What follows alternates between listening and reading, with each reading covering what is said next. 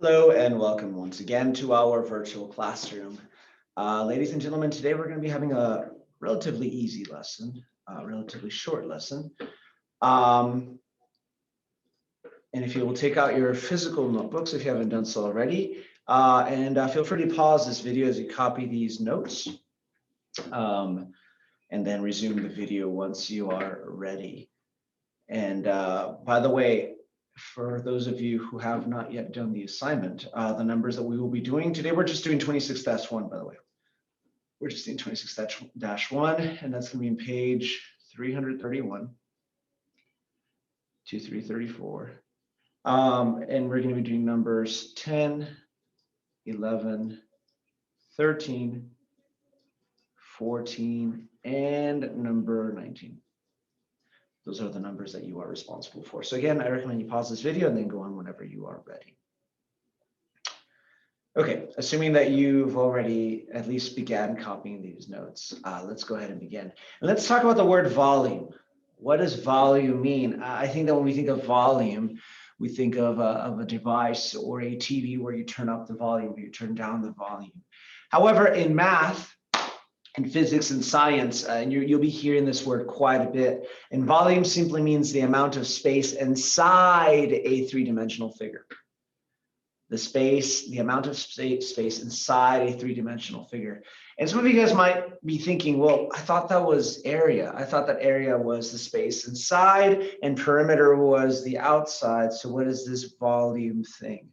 Well, if we consider area was the space inside a two-dimensional figure. Think of like a square or a triangle or a circle. That would be considered area. Area only applies to, think of flat shapes, squares, circles, rectangles, triangles, pentagons, hexagons, whatever.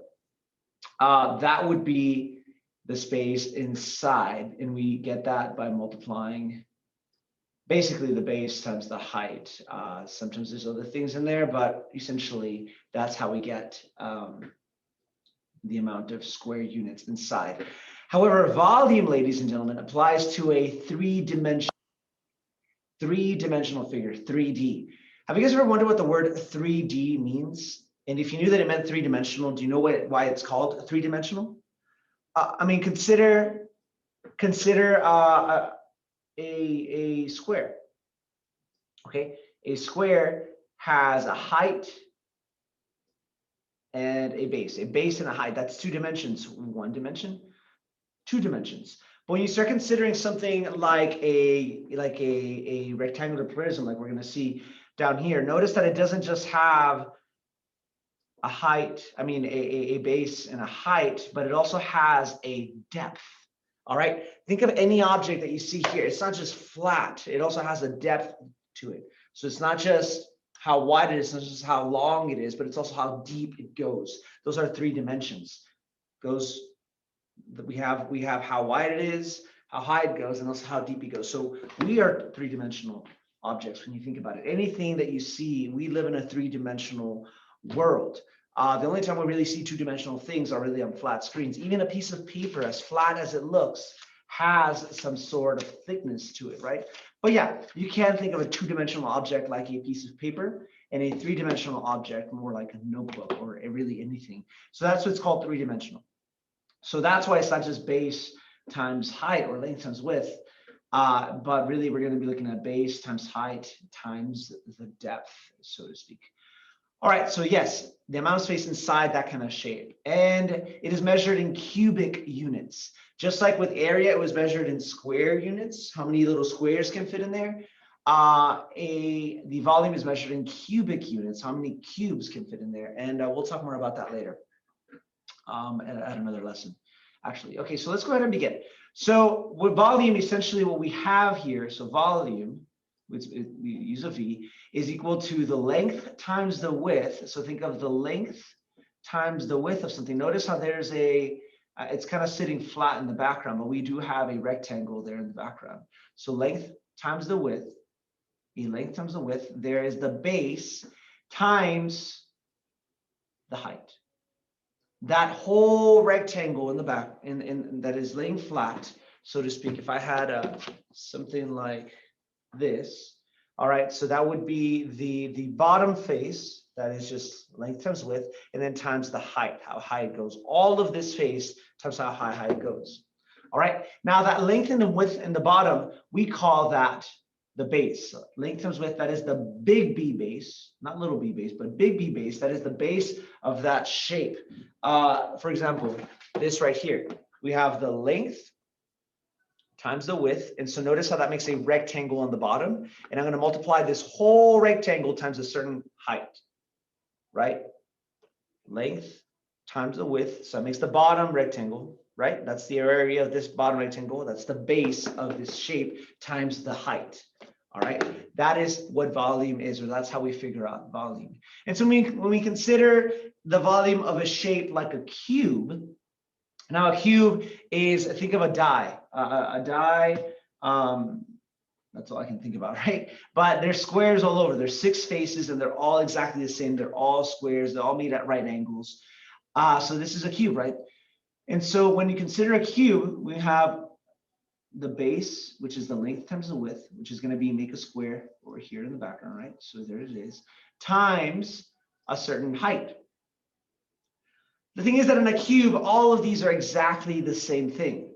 So if you know that one of the sides, S for side, is 2 inches, then I'm going to do 2 times 2 for the bottom square times 2 for the height, right? So in essence, I'm taking the volume of a cube is always whatever the side is times itself 3 times. So S to the 3rd power, or S cubed. Remember that when we have a to the power of 3, we can say cubed, right? And this just means side times side times side. S times itself 3 times, right? S times S, which is the bottom square, which makes that square, length times width, times the height of that, which is going to be the same, which is 2 in this case. So how would I work that out? Well, volume is side times side times side. So 2 times 2 times 2. So 2 times 2 is 4. Times 2 is 8. So the volume of this cube would be 8 inches cubed. And that's pretty much it. That is essentially it. In fact, if we go into our assignment, I will go only over the first one. We begin with number 10. So scroll down to number 10, all the way down. There it is, number 10. Notice that we have a cube and it has a side of 7. It has a side of 7. So I know that the volume of this cube is going to be whatever the side is to the 3rd power. So in this case, the volume for number 10 is going to be 7 to the 3rd power, which really is the same thing as 7 times 7 times 7. There's going to be a lot of multiplication going on here, guys. So let me do this first one. 7 times 7 is 49. So 49 times 7, I'm going to work this out over here. 49 times 7, because that 49 was for this first 7 times 7, right? And then now 49 times 7. 7 times 9 is 63. 7 times 4 is 28, plus 6 is 34, I believe. Yeah, 28. Yes. So my volume will be 343. That's all you have to put on Schoology, but the units would be inches cubed, because now we're talking about the amount of cubes that fit inside a 3-dimensional figure. Ladies and gentlemen, I hope you found that helpful. Go ahead and continue with the rest of this assignment.